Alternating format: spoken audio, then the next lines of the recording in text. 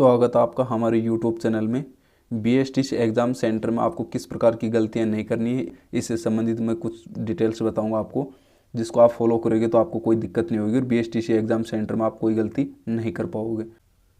सभी के मन में ये डाउट होता है कि किस प्रकार का पेपर आएगा, हम इसमें किस प्रकार से क्वेश्चन कर पाएंगे, कितना अटैम्प्ट कर पाएंगे, इस प्रकार के डाउट्स होते हैं और सभी को घबराहट होती है। तो सबसे पहले मैं आपको बता दूं कि आपको बिल्कुल भी घबराना नहीं है, आपको बिल्कुल भी घबराना नहीं है। जो भी एग्ज़ाम में आएगा आपने जो पढ़ा है उसी से आएगा, इससे अदरवाइज़ बाहर नहीं आएगा। आपने जो पढ़ा है लगभग उसी में से आएगा। कुछ टाइम आपको ऐसा लगेगा एग्ज़ाम देते हुए कि 5 से 6-7 क्वेश्चन करने पर अलग ही फीलिंग होगी, उसके बाद आपको नॉर्मल महसूस होगा।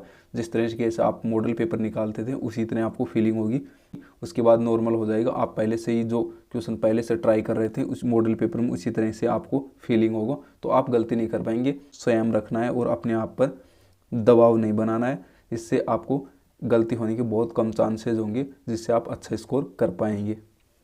सबसे पहले आपको क्या करना है, सबसे पहले आपको सीरियल वाइज होंगे, ABCD इस प्रकार होंगे। तो सबसे पहले रीजनिंग आएगा, तो रीजनिंग को करना है। सबसे पहले आपको रीजनिंग करना है। कुछ क्या करते हैं कि रीजनिंग को सबसे लास्ट में करते हैं, तो लास्ट में आपको क्या नुकसान होगा, हम जैसे शिक्षण अभिरुचि हो गई, हिंदी हो गई, GK हो गई, इसमें ज़्यादा टाइम ले लेते हैं, तो रीजनिंग के लिए टाइम कम बचता है। और रीजनिंग एक ऐसा सब्जेक्ट है जिसमें थोड़ा टाइम चाहिए सॉल्यूशन के लिए। तो आपको सबसे पहले रीजनिंग को सोल्व करना है, आपको और सब्जेक्ट पहले सोल्व नहीं करना है, सबसे पहले आपको रीजनिंग को सोल्व करना है। और आपको सोल्व किस प्रकार करना है, कुछ क्या करते हैं कि जैसे एक क्वेश्चन किया फिर उसका आंसर OMR में दे देते हैं। अब एक क्वेश्चन किया OMR में आंसर दे दिया, तो आपको बिल्कुल भी ऐसा नहीं करना है, इससे आपका टाइम ख़राब होगा। बार बार आप पेज इधर उधर करेंगे, जिससे आपका टाइम भी ख़राब होगा और आप डिस्टर्ब भी होंगे। जैसे आपने एक क्वेश्चन कर लिया, उसका आंसर देने जा रहे हैं, तो क्या होगा, इस प्रकार से इधर उधर पेज करने में आप पहले क्वेश्चन का आंसर दूसरे क्वेश्चन में भी गोला काला कर दोगे। इस प्रकार जल्दबाजी करोगे तो आपके क्वेश्चन गलत होने के बहुत ज़्यादा चांसेस होंगे। तो इससे बचने के लिए आपको क्या करना होगा, इससे बचने के लिए आपको क्या करना, जैसे A सीरीज हो गया, B सीरीज हो गया, C सीरीज हो गया, D सीरीज हो गया, इस प्रकार पेपर होगा आपका। तो इसमें क्या करना है आपको, जैसे पहले A सीरीज़ करना है आपको, रीजनिंग का है, तो इसमें आप 50 क्वेश्चन है, तो 50 क्वेश्चन को आप सोल्व कर लीजिए।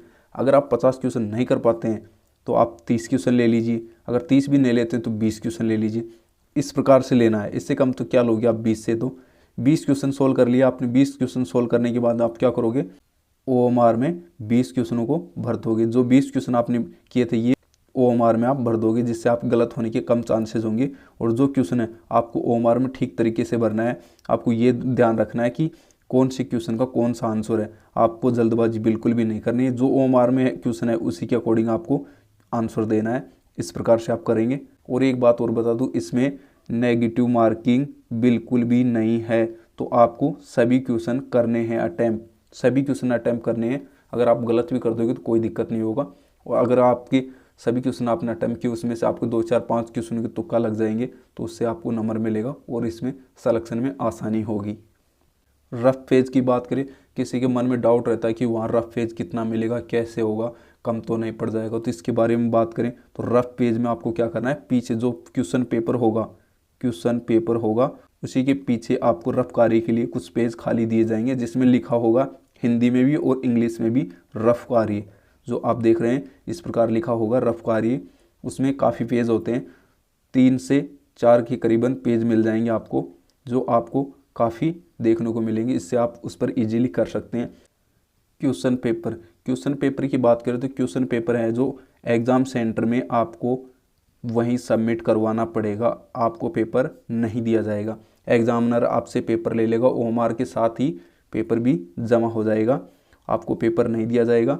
फ़ोटो और ID की बात करें तो फ़ोटो और ID और एडमिट कार्ड आपको साथ लेके जाना है। एडमिट कार्ड में जो फ़ोटो है वही आपको लेके जानी है। अदरवाइज़ भी अगर आपके पास एडमिट कार्ड वाली फ़ोटो नहीं है तो आप ले जा सकते हैं। 2 से 3 फ़ोटो आपको ले जानी है। वैसे अदरवाइज़ एक फ़ोटो ही काफ़ी होती है, लेकिन आपको 2 से 3 फ़ोटो ले जानी है। अगर कोई प्रॉब्लम गिर भी जाती है तो आपके पास एक्स्ट्रा फ़ोटो होती है, तो आप उसे यूज़ ले सकते हैं, अन्यथा आप एक ले जा सकते हैं। कभी कभार क्या होती है, किसी के पास एक फ़ोटो होती है वो गिर जाती है तो काफ़ी प्रॉब्लम का सामना करना पड़ता है, इसलिए आप 2 से 3 फ़ोटो ले जाने की मैं आपको सलाह दूंगा।